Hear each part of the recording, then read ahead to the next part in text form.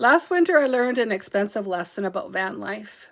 I thought I was living cheaply, but when I added everything up, I had overspent. So this year I made a different choice.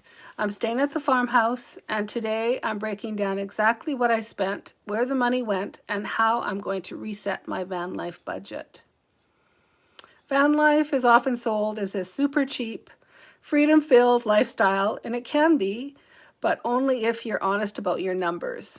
Last winter, I didn't feel like I was spending that much, but the totals told a different story. I am Canadian and I was traveling in the US, so the exchange rate made a huge difference for me, and my expenses were up. I sat down and went through my expenses, and here's where my money actually went. My main categories I tracked were fuel, food and groceries, campsites and overnight parking, van maintenance and repairs, insurance, phone and fixed bills, and a bunch of small things that really added up.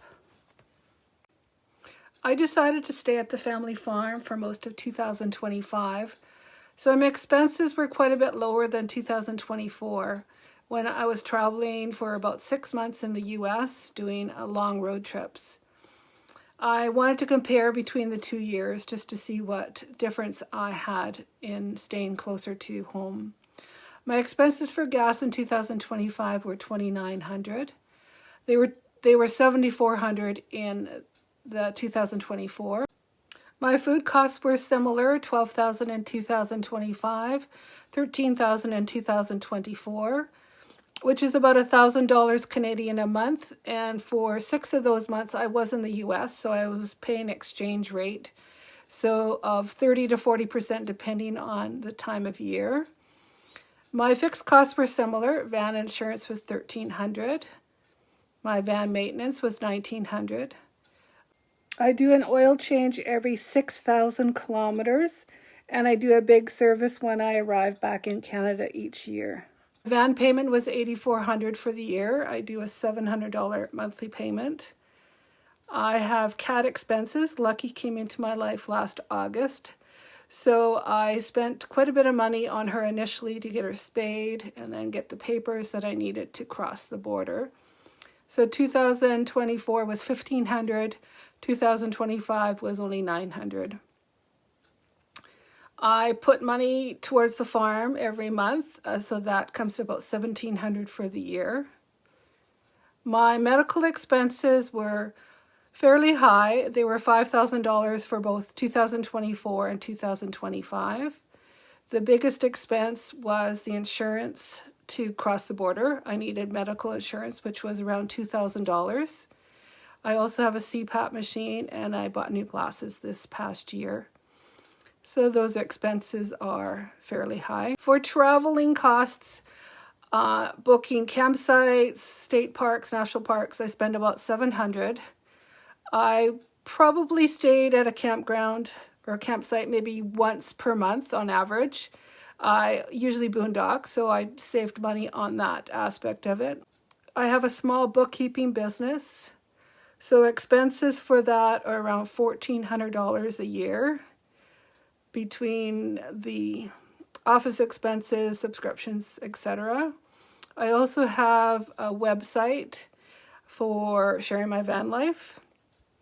I do a blog, and I also have a website for gardening as well as my bookkeeping business. So that total was $1,800 for the year. For both years, similar. I had $800 in personal expenses for each year as well. So that was for clothing and just that type of gifts and stuff like that. So the grand total for 2025 was $39,984. For 2024 was $49,389. So I saved $10,000 by staying closer to home in 2025. I attribute that to saving on gas. I don't have the medical expense of getting insurance to go down to the States for this winter. And also I'm choosing to pull cash out each month. $600 cash each month to buy groceries.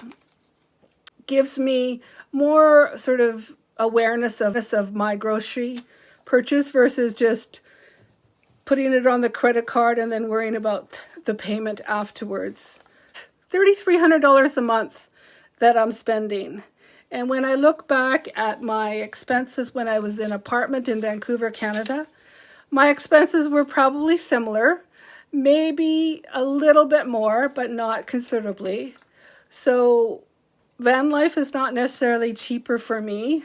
This winter is about rebuilding my budget so Vanlife stays sustainable. If you've overspent while traveling, you're not bad at Vanlife, you're just learning. Taking a pause doesn't mean you failed. It means you're being smart. And that's what I keep telling myself.